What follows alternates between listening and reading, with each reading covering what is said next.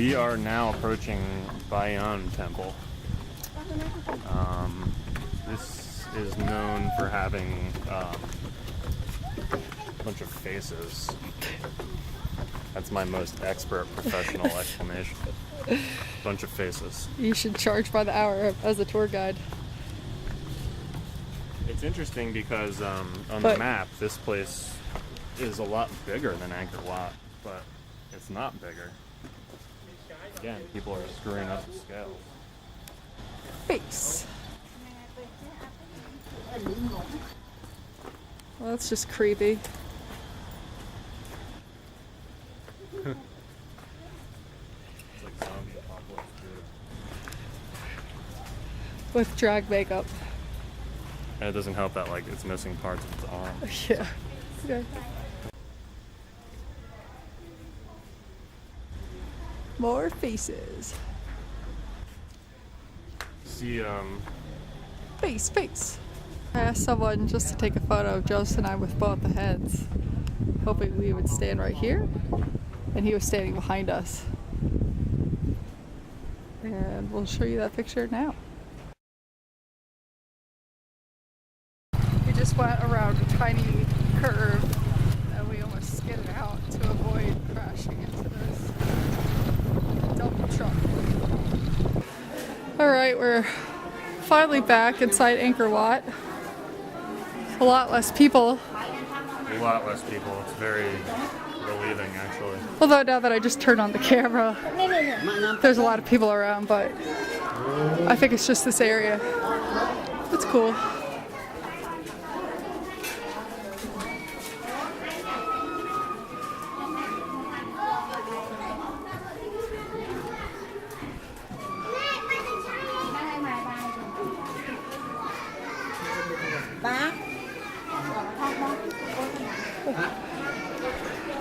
Yeah. I wonder if there used to be water in here. It's kind of reminiscent of some Roman baths that we've seen in the past. And they're seemingly the same thing. But there, right there, and also right there. I think there's water in here? Yeah. That's what it looks like. Yeah, you're probably right.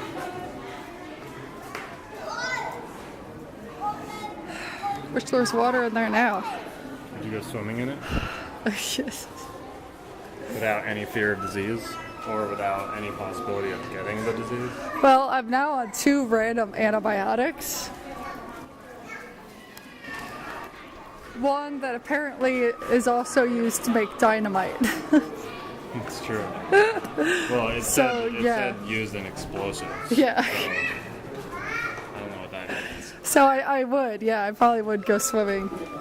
Because nothing can kill me now. Not even dynamite. Yeah. I'm impervious to everything. So we just left through those doors.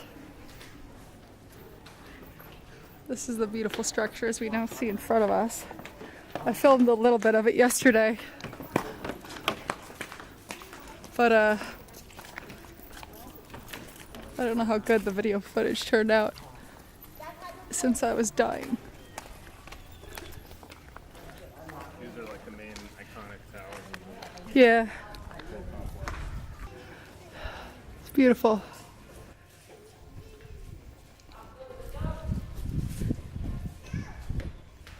One thing I'm kind of shocked by is that the stones aren't restored as well as other wats and temples.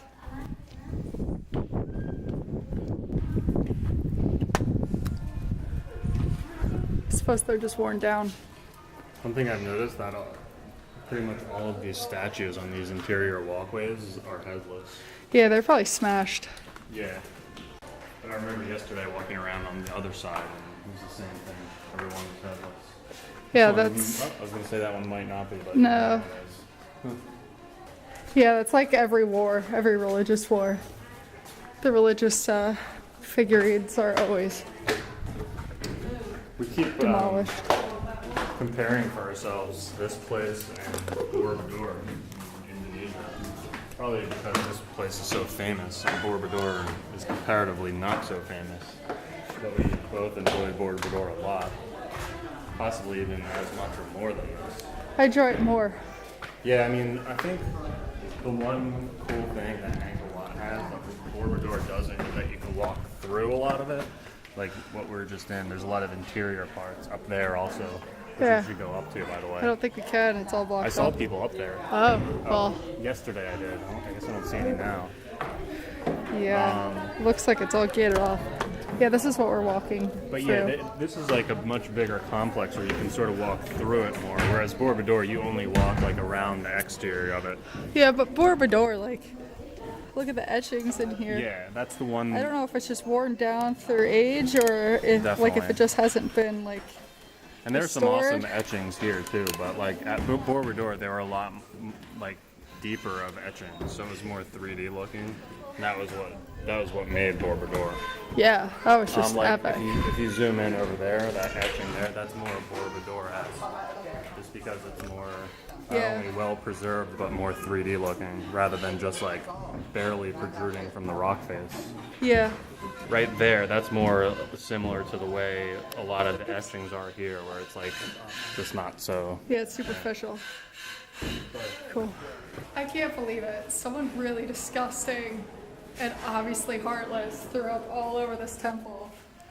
It looks like it's about, you have to zoom in on it. Yeah, you do. It looks like it's about 1 day old. Whoever did it is just a terrible human being. Yeah. It looked like someone had fried noodles with chicken, well done, that cost $4.25 just across the way over there. I can't believe it's still here. Alright, so we walked around the inner walls. Now we're walking on the exterior, and already the etchings are a lot deeper and way cooler. We're also not sure what she's holding there. We're moving on. But yeah, you could tell that this is already so much cooler than the inside. This is an Indian epic tale, as it's described, and it's a battle between the Pandava and the Kaurava clans.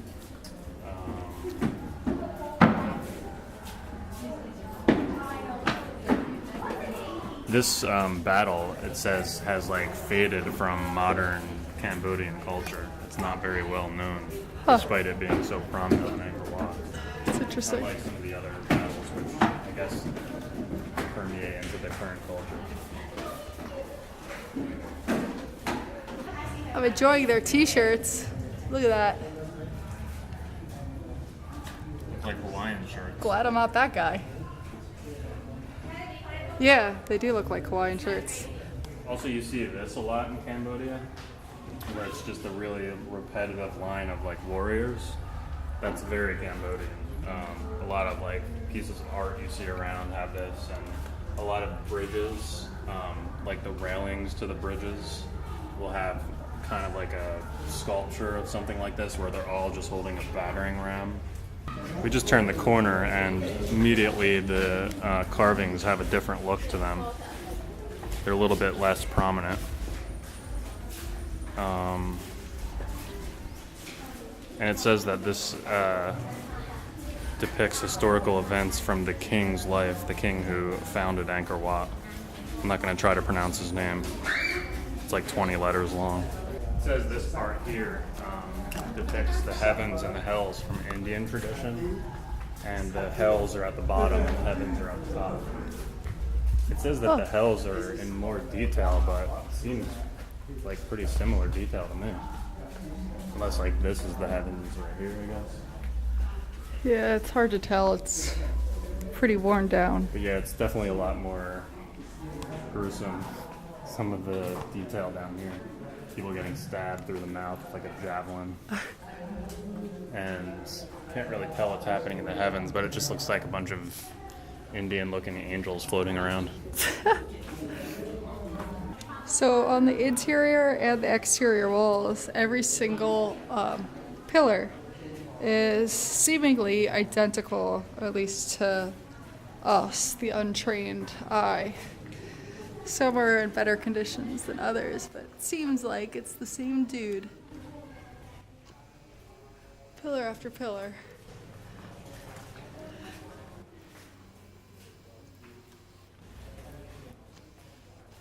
Yeah, you're right. These are the same like the entire way around. Yeah. I really like these windows. Yeah. I think they're really cool. I'm sure they're also structural. Hopefully not. I think so.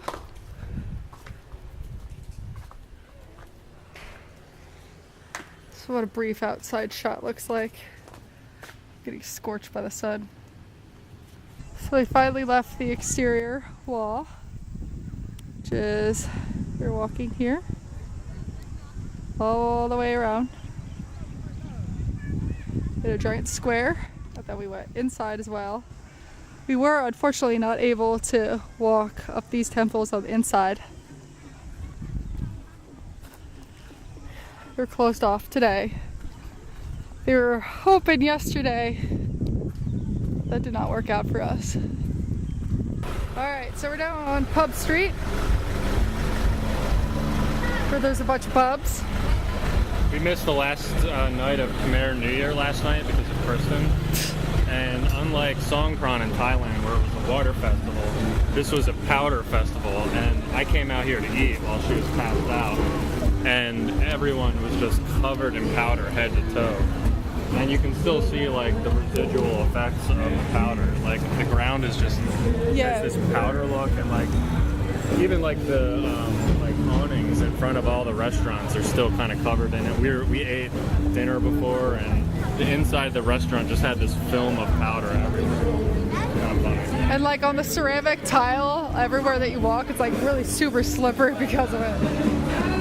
And like all these areas where it should be like water puddles, it's just like clay or mud. They're hosing down all the powdery mud now. It looks like clay. It looks like pottery clay. They're like literally putting like bottle caps and everything down the sewer. And that guy's a cop. He's like helping push the litter Check out along. all these like awnings and like how they're just covered in powder. So gross.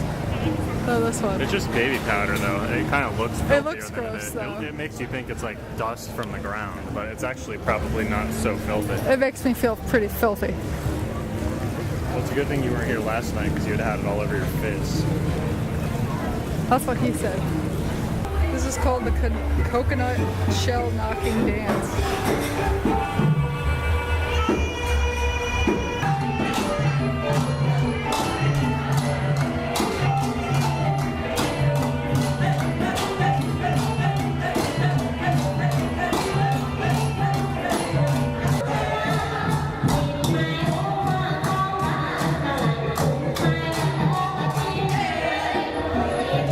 Well, Justin and I decided to spend our last night in Cambodia in style with an $18 air-conditioned room. Very nice. And now we're about to fly to Vietnam. Woo! So Justin and I had a day from hell today. We're trying to relax right now and just regroup and read a little bit about Vietnam and hopefully actually arrive there. I'm emotionally exhausted, but I'm really grateful that I'm not in jail right now because... Kristen wanted to murder a bitch. Yeah. Okay, so what happened was Justin and I, mainly Justin, booked our flights from Siem Reap, Cambodia to go to Ho Chi Minh City / Saigon in Vietnam. Ticket was booked, ticket was paid for. We went there and we showed them our passports and our booking information, and they said, okay, like this is booked, we see you, but what's your confirmation number and what's your ticket number? And we're like, well, that's up for you, like you figure it out. They couldn't find it. So I found one guy who looked really helpful, and he was also on his phone. It was like a smartphone, so I asked, can we sign in and get our information? So after a while, he was very nice and he let us go on it. But finally we were able to find our booking information. We kept saying, see, it's booked. Like, And there was a confirmation that our credit card was charged. For $280. And they just like insisted, like, sorry. And we like were getting more and more agitated because we realized they weren't going to let us on this flight. And the problem was we went through a middle party, like How would you describe it? It's a third-party booking website, similar to like Kayak or Orbitz, but it was called One Travel, which is something that we had never used before. So we went and tried getting a SIM card. It didn't work in my phone, so that didn't work. Another lady saw like us getting agitated, offered her phone. It didn't work. So another employee gave us his phone. We called. Justin was on hold for like 40 minutes. 41 minutes, yeah. We missed our flight in the process. We knew we were going to miss the flight at that point as time kept ticking. So we went back to the hotel where we had relatively legitimate Wi-Fi. That still was like a sight to behold. And we found flights for a later time during the day. Siem airline, day of, like for today, with the exact same price, $140 per person. So we booked that. And we booked it like 5 times before it finally went through. yeah, the Wi-Fi kept cutting out. It was a nightmare trying to get it to go through. We kept having to enter our passport numbers. The Wi-Fi would cut out. We'd have to start over. We had no patience at that point.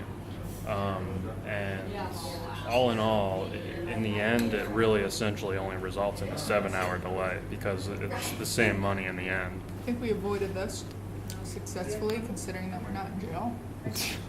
I wanted to go sit down, and Kristen was remaining at the desk arguing with them, but I had to stay to supervise her.